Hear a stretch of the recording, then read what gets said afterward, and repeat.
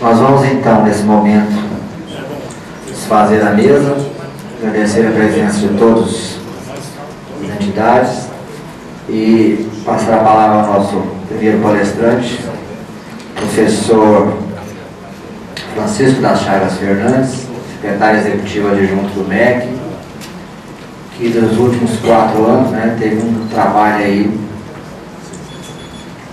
monstruoso, grandioso, que foi de organizar a maior conferência de educação já realizada no Brasil, que foi a CONAE, que envolveu mais de 4.000 pessoas, 4.000 congressistas, e teve um resultado expressivo, com reflexos também expressivos, inclusive na elaboração do PNR. E agora, através do decreto assinado pelo ministro no final do mês de dezembro, preside também o Fórum Nacional de Educação. Então, com a palavra, professor Chagas. Bom dia a todos e a todas. Quero cumprimentar a toda a direção da Confenem, em nome do seu presidente, o professor Roberto, e em nome do professor Arnaldo, que junto conosco faz parte da comissão da conferência, que se tornou o embrião do Fórum Nacional da Educação. Eu quero cumprimentar os parlamentares que estavam todos aqui na mesa, cumprimentar as entidades convidadas que fazem parte de todo o sistema, que foram nominadas aqui. Quero, já que o deputado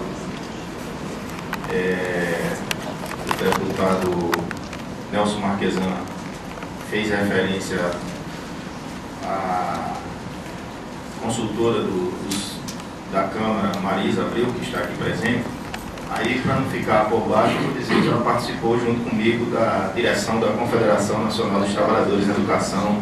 Só não vou dizer o ano, que é para depois não dar problema. Mas dizer que é um prazer estar aqui com vocês, e é pela segunda vez, porque antes da Conferência Nacional da Educação, eu fui convidado também a fazer uma discussão.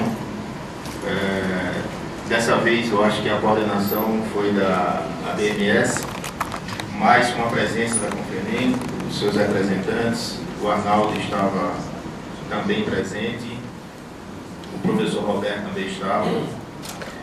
Bom, eu acho que todos vocês já tomaram conhecimento do projeto do Plano Nacional de Educação. Nós tentamos,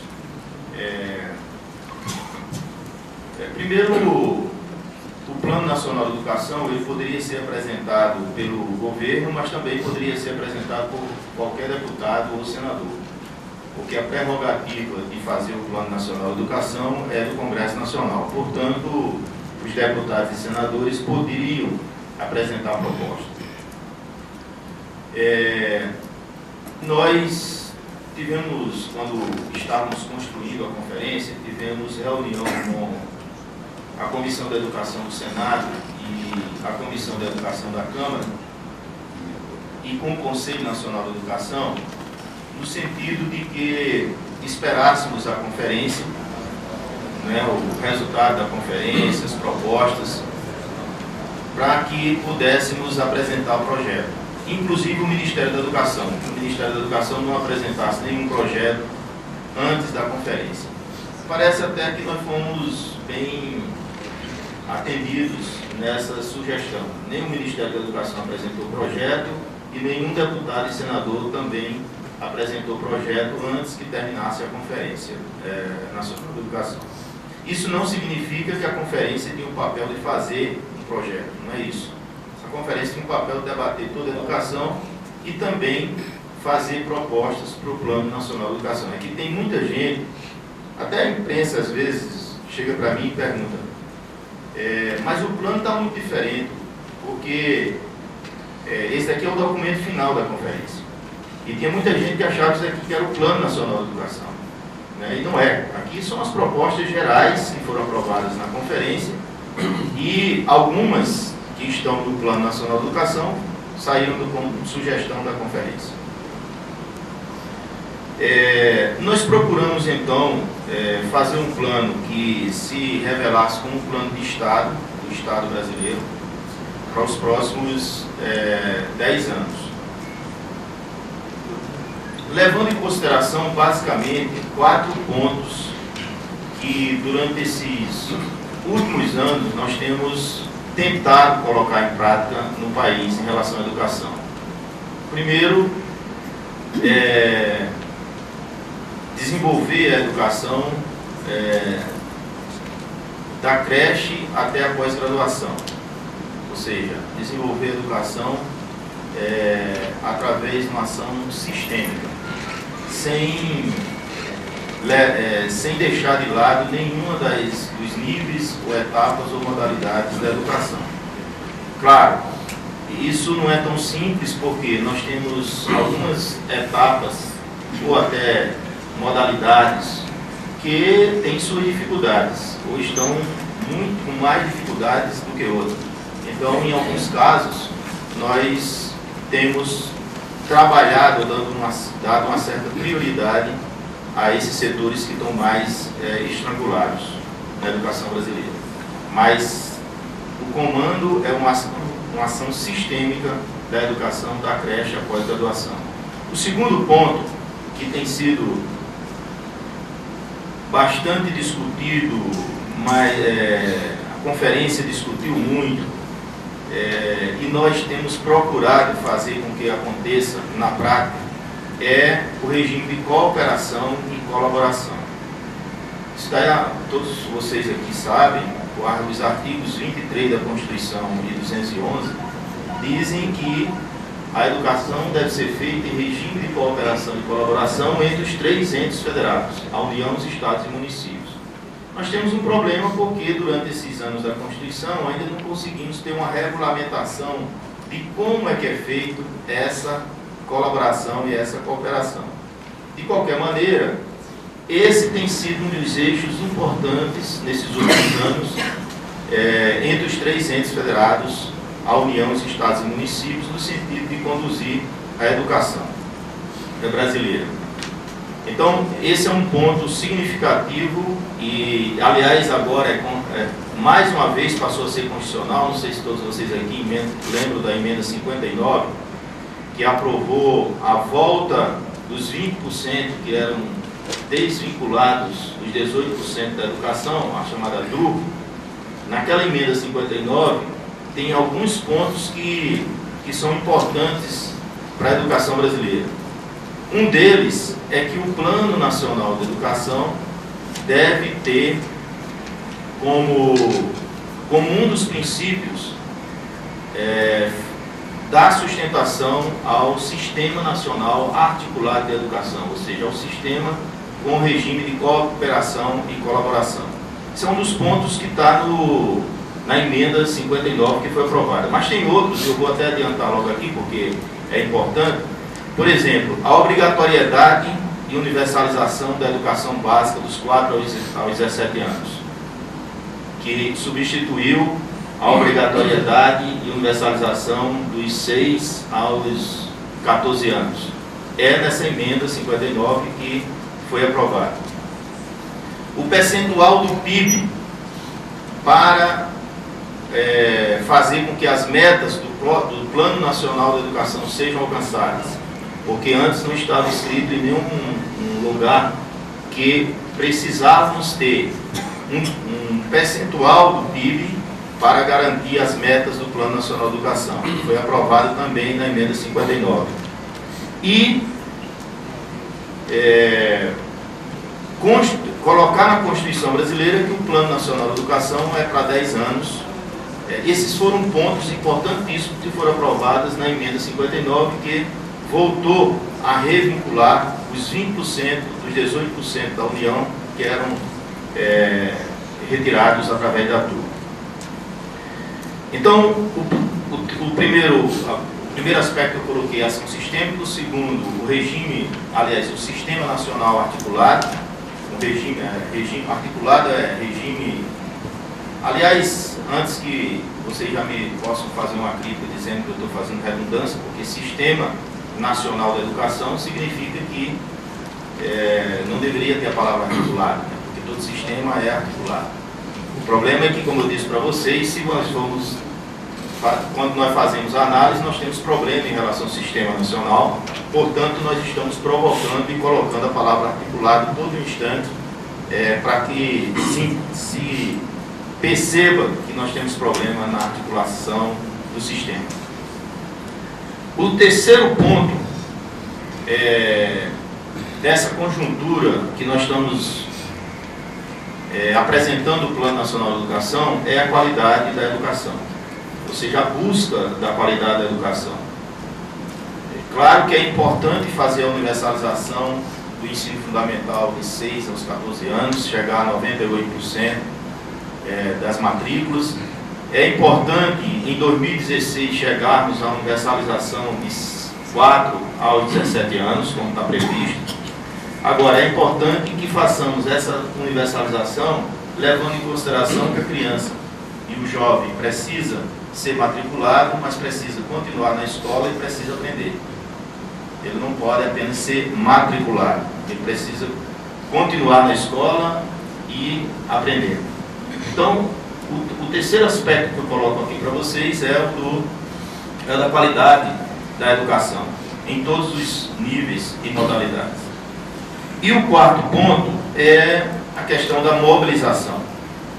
Esse é um legado que nós temos trabalhado nesses últimos anos, importante, não é só na área da educação, em todas as áreas sociais, desenvolvimento do país, nós temos trabalhado essa questão da mobilização. Por isso que foi importante fazer a Conferência Nacional de Educação, e foi a primeira, foi a primeira com as características que foi feita essa conferência, porque muitas conferências foram feitas no país.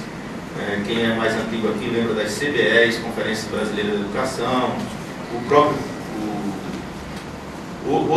outros congressos que foram feitos, mas com as características dessa conferência, que foi convocada pelo Estado, através do governo, e teve a participação da sociedade e do governo, e dos governos, aliás. Essa foi realmente a primeira conferência. Claro, com dificuldades, porque era a primeira, para vocês terem uma ideia, a área da saúde já vai fazer a 14ª conferência, e aprovou o Sistema Único de Saúde na 8ª. Nós fizemos uma primeira conferência que aprovou constituir um Fórum Nacional de Educação, e não podemos confundir o Fórum Nacional de Educação com o Conselho Nacional de Educação. O Conselho Nacional de Educação continua sendo um órgão normativo de Estado, o Fórum Nacional de Educação, na perspectiva de acompanhar as políticas educacionais. São dois, e é uma reivindicação antiga da sociedade brasileira, o Fórum Nacional. Claro que nós vamos ter muito trabalho daqui para frente para constituir esse fórum, para ouvir toda a sociedade, e para que toda a sociedade, através do fórum, possa participar do acompanhamento da educação nacional. Mas esse é um outro tema. Quem sabe outro dia a gente não discute num seminário o Fórum Nacional de Educação, porque a Confenem hoje já está no fórum. Por quê? Porque ela era da comissão da Conferência Nacional de Educação. O que a conferência provou foi que a comissão da conferência se transformaria no embrião do Fórum Nacional de Educação, era a base do Fórum Nacional de Educação. Por isso que a portaria do ministro coloca todas as entidades que participaram da Conferência Nacional de Educação como organizadores. Então, a mobilização é o quarto eixo que eu coloco aqui. Nós vamos continuar com esse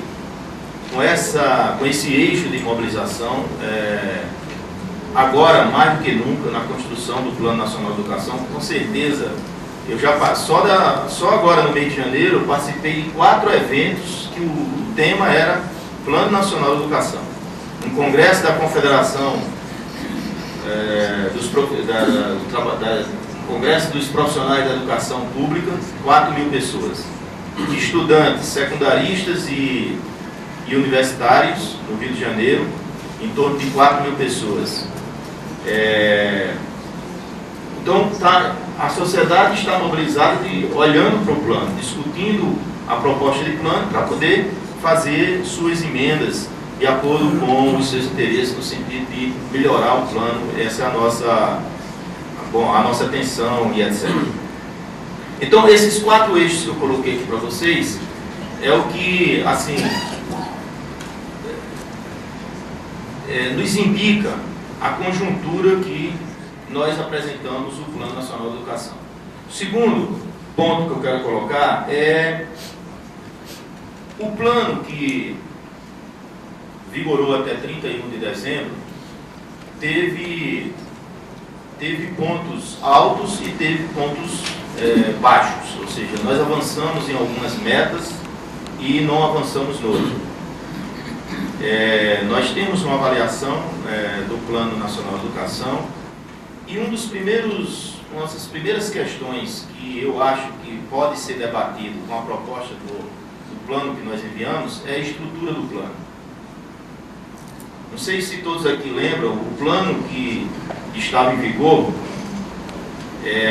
ele tinha 295 metas. E quando a gente vai olhar, dessas 295 metas, muitas não são metas. Porque metas são aquelas que a gente pode medir, ou seja, construir um indicador para acompanhar a sua evolução. Não é isso? Quando você pega 295 metas que nós temos no plano passado, nós já temos essa dificuldade. A segunda é que o plano passado construiu, vamos dizer, todas essas metas, mas não construiu estratégias para cada uma das metas. Faltaram as estratégias, não só das metas, como também as estratégias de como implementar o plano. Quais são as estratégias para implementar o plano que foi colocado? E o terceiro, que nós tivemos dificuldade com o financiamento do plano passado, né? Porque houve vetos e nós não recuperamos esses vetos, por isso que agora, através da emenda 59, nós colocamos no Plano Nacional de Educação, faz parte da Constituição, com as metas vinculadas ao PIB, ao Produto Interno Bruto. Então, essas características fizeram com que, primeiro, nós tomássemos uma iniciativa, o governo federal tomasse uma iniciativa de construir, que muita gente confunde achando que é um novo Plano Nacional de Educação, não é? O PDE, o Plano de Desenvolvimento da Educação, foi um plano do governo, não é um plano do Estado brasileiro, é um plano do governo federal, no sentido de dar consequência às metas do plano que estava em vigor. Portanto, o PDE é como se fossem as estratégias que faltam no plano para que nós possamos avançar. Claro, eu não posso muito dizer que são as estratégias, porque eu sempre considero que o Plano Nacional de Educação é um plano do Estado brasileiro, não é um plano do governo. O governo tem que fazer as suas ações para fazer com que o plano funcione, independente de qual seja o governo. Nós, o governo federal, fez o PDE, no sentido de avançar em relação ao plano de Estado que estava em vigor. Então, o plano que nós agora apresentamos, ele procura ser um plano que, eu vou até pegar aqui a imagem que o ministro Fernando Haddad criou.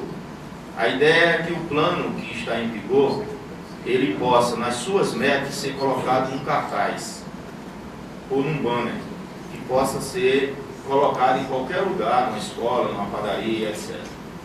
Poucas metas, que a população possa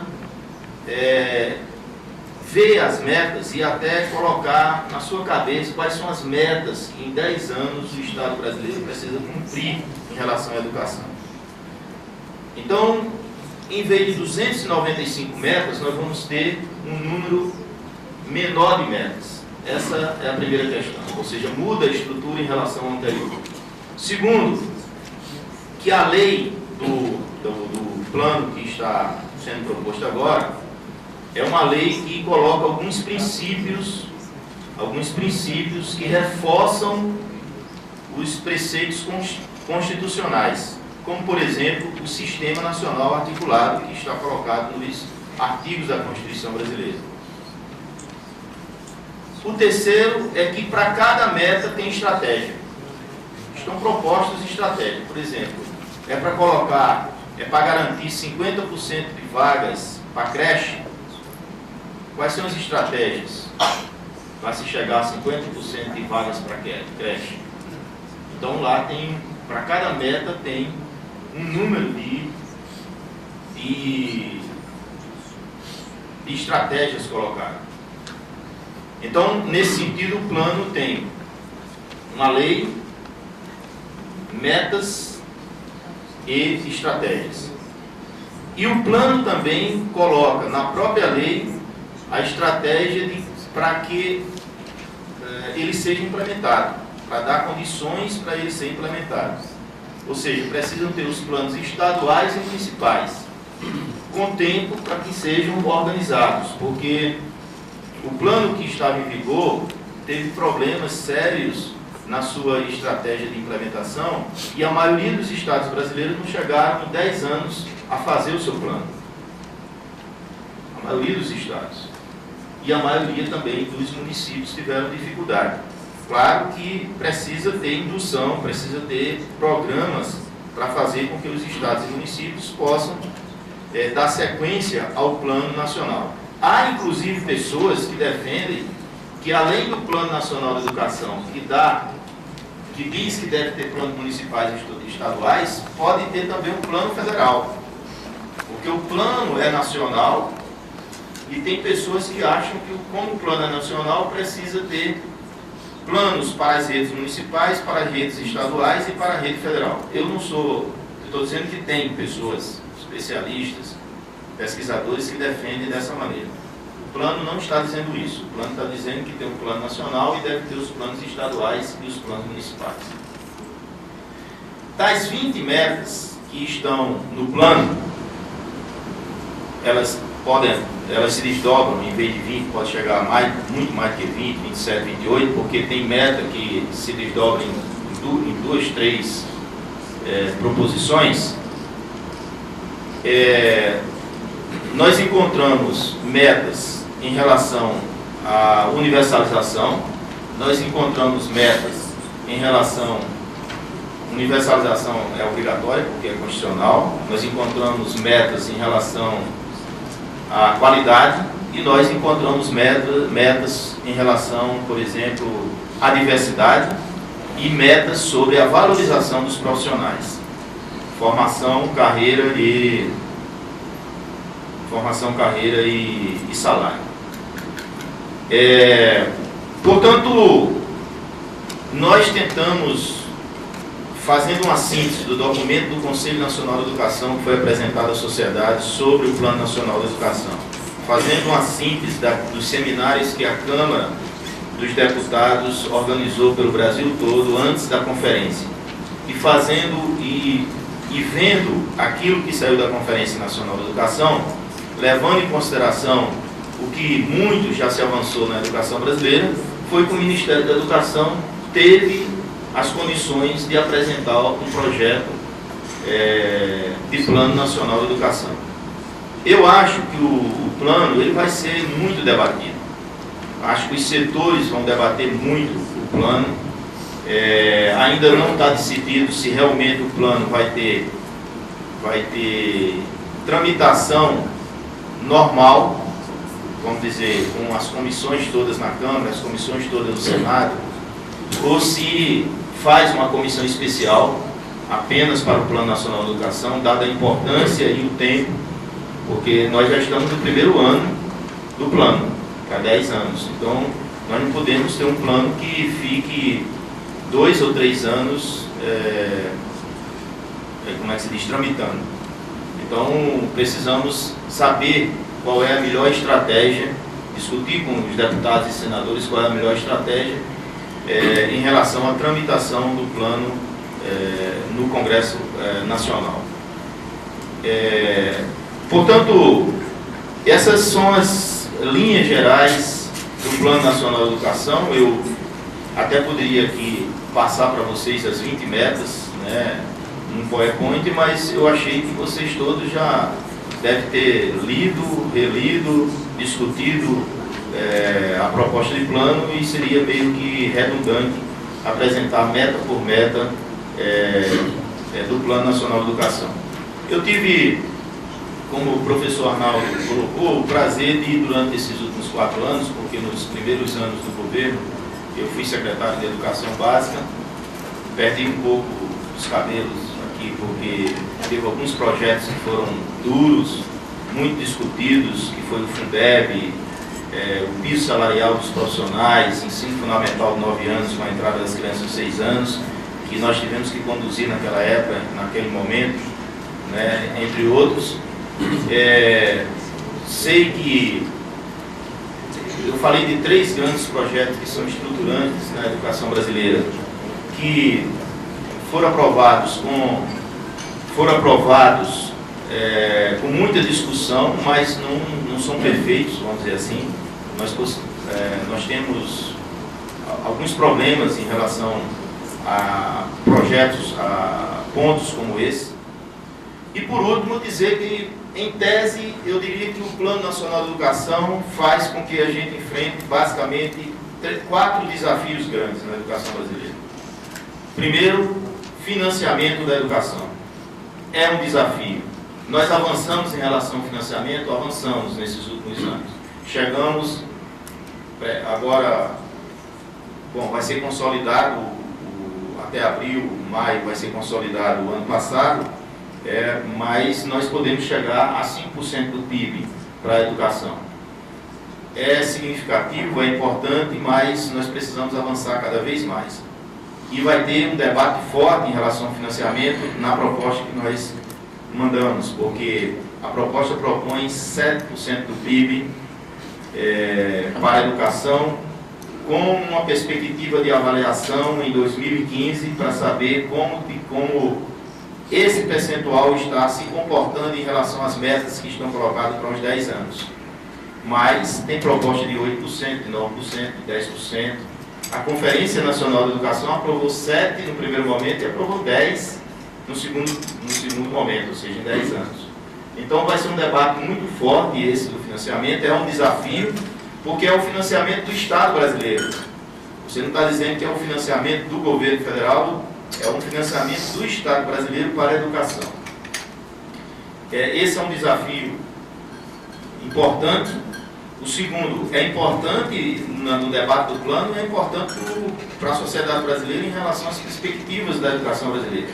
E eu estou dizendo isso porque outro dia, ainda eu acho que na discussão do Fundeb, eu estava num estado com um auditório muito grande e muito diverso, ou seja, tinha pais, tinha a educação, tinha o setor privado, o setor público, estudantes, professores, era muito... E eu estava mostrando os gráficos, os números dos recursos para a educação pública no Brasil. E aí, colocando que tantos bilhões de reais são os 25% da educação no Brasil, e etc. E quando eu terminei, um pai levantou e disse: professor, é muito dinheiro para a educação, você não acha não? Aí eu disse: o senhor tem razão, é muito dinheiro, mas é pouco. Esse é o problema. É muito dinheiro, né? Quando você coloca 70, 80 bilhões no setor, é muito dinheiro, a gente não sabe como é que conta. Mas é pouco. Essa que é. Por isso que... E por que eu estou colocando essa fala do pai? Porque a sociedade brasileira precisa entender que não é porque a escola fica perto da casa do filho, da sua casa, do seu filho, que está resolvido o problema, como as pesquisas colocam. Entendeu? Ou seja, precisa de muito mais recursos, porque você precisa fazer a valorização dos profissionais, precisa garantir a estrutura da nossa educação. O segundo ponto, que eu acho que é um desafio, é realmente articular o sistema nacional. Acho que é um desafio muito grande. Por quê? Porque nós temos desigualdades regionais, sociais e econômicas ainda muito fortes. Nós temos concepções muito ainda diferenciadas, mesmo debatidas, mas muito diferenciadas. Então, para mim, é um desafio fazer com que o Sistema Nacional de Educação no Brasil seja articulado. A União, os estados e os municípios. Né? O terceiro desafio que eu coloco, e talvez seja redundante, vocês podem dizer redundante, mas é a valorização dos profissionais. É um desafio muito forte fazer com que os profissionais da educação no Brasil sejam valorizados.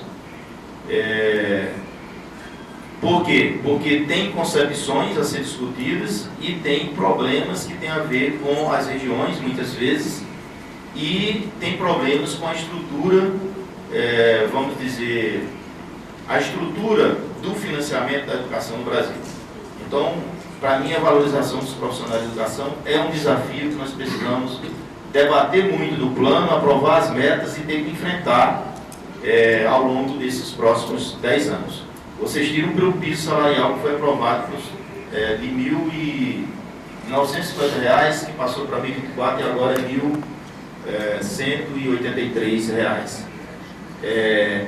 Há dificuldades para implementar, né, nas redes municipais e estaduais. Então, eu diria para vocês que esses são, claro, o desafio da qualidade, também o desafio da qualidade está, tudo isso que eu falei aqui até agora está dentro do desafio de fazer com que aconteça a qualidade da educação no Brasil, avance a qualidade da educação no Brasil. Eu coloco esses desafios como muito fortes, tanto no Plano Nacional de Educação para ser aprovado, como nos próximos 10 anos para a educação brasileira. Muito obrigado a todos e a todas. Acho que eu tenho muito tempo, meu irmão. Então, obrigado a todos.